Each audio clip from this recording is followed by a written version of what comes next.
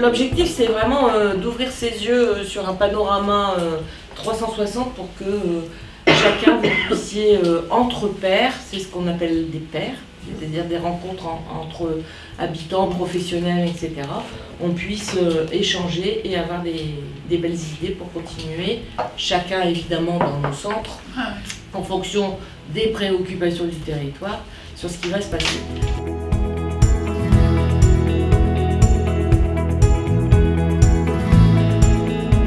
Nous avons un collectif santé qui regroupe à peu près une douzaine de personnes de tous horizons, qui sont en général bien sûr retraités. Et on a quelques projets qui sont en cours, quelques projets qui sont finalisés et quelques projets qui vont commencer à se mettre en route en 2026. J'aime bien, c'est une réunion toutes les semaines, tous les mardis, de 10h à midi, on s'y tient, même pendant les vacances scolaires, on essaie de se rencontrer, et après chacun vient s'il peut, parce qu'on a aussi des activités à côté, mais globalement tout le monde vient le mardi de 10h à midi, et donc ça permet forcément d'avancer les projets, effectivement, puisqu'on est très régulier dans notre travail. Les personnes qui étaient avant moi ont fait un travail de fond énorme, et en ont créé un jeu qui est en cours de construction. Et ce jeu va être présenté le 15 novembre lors d'une journée d'échange avec d'autres collectifs santé également qui ont fait d'autres activités. Il y en a qui ont fait des podcasts, il y en a qui ont fait une poupée. Voilà. Chacun va présenter un peu sa manière de prévenir certaines maladies. Et donc nous le jeu il est en cours, là, il est bien en cours. C'est un jeu, on va dire qualité professionnelle, mais presque court. Alors ce jeu, c'est bien-être dans sa vie, bien-être dans sa tête.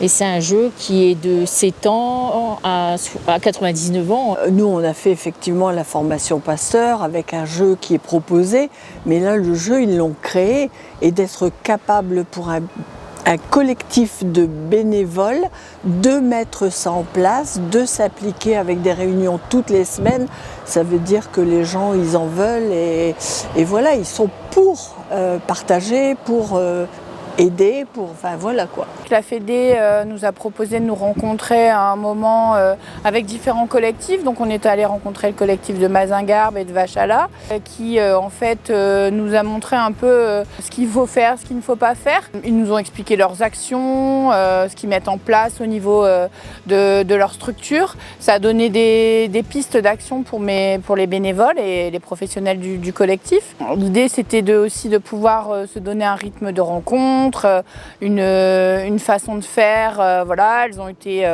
formées, elles ont pu faire des formations avec le développement du pouvoir d'agir.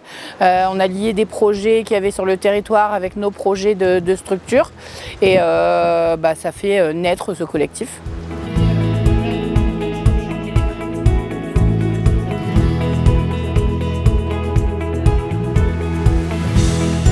Et là aujourd'hui c'est une journée d'échange vraiment très intéressante, puisque effectivement on voit comment d'autres centres fonctionnent avec leurs idées, leurs problématiques, et forcément que nous on va essayer de rebondir aussi sur des idées qu'on va prendre chez les autres. C'est vraiment une journée d'échange.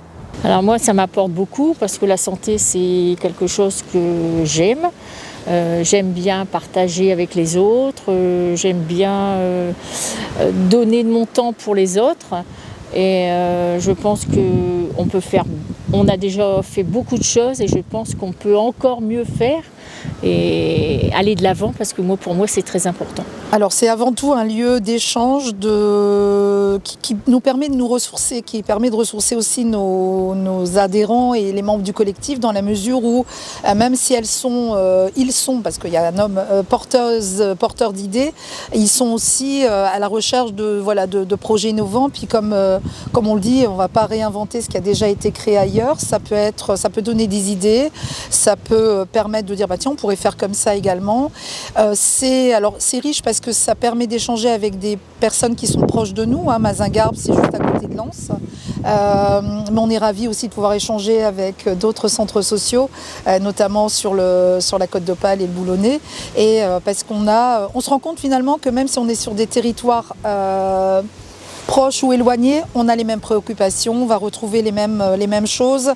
Il faut que ça fasse sens, il faut que ça parte des habitants, et il faut que ce soit concret. Moi, on a vraiment, moi, ce qui me plaît dans le groupe, c'est qu'ils viennent me bousculer des fois, moi, dans mes certitudes de professionnel, en disant ah ben non, on va pas faire comme ça, nous on a envie de faire autrement.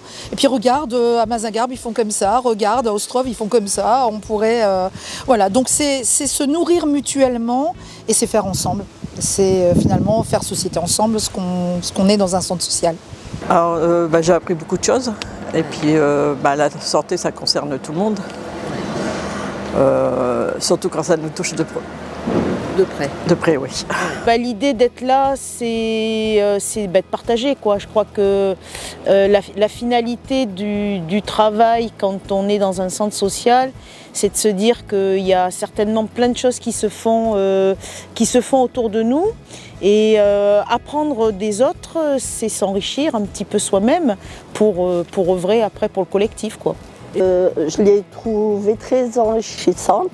On apprend toujours des autres, donc chacune a donné ce qu'elle fait et on a expliqué ce qu'on faisait aussi, donc c'est très, très important. Ça donne des idées, ça donne des pistes de certaines actions qu'on pourra mettre en œuvre éventuellement dans notre secteur sans empiéter sur les idées des personnes du Boulonnais.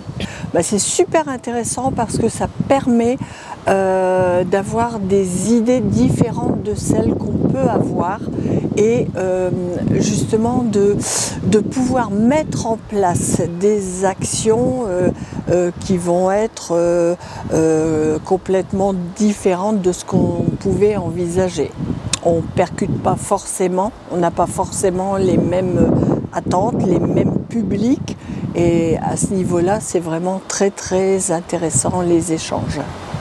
Bienveillance, écoute, entraide. Convivial, beaucoup d'échanges. Enrichissant et on va de l'avant.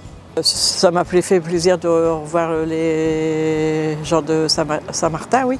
Pour l'instant, c'est bien, on va maintenant voir le spectacle de cet après-midi.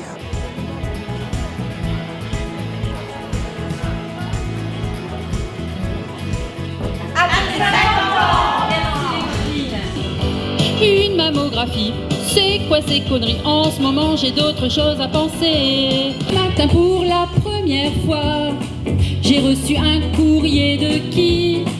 De la Sécu en date du 3 pour une première mammographie.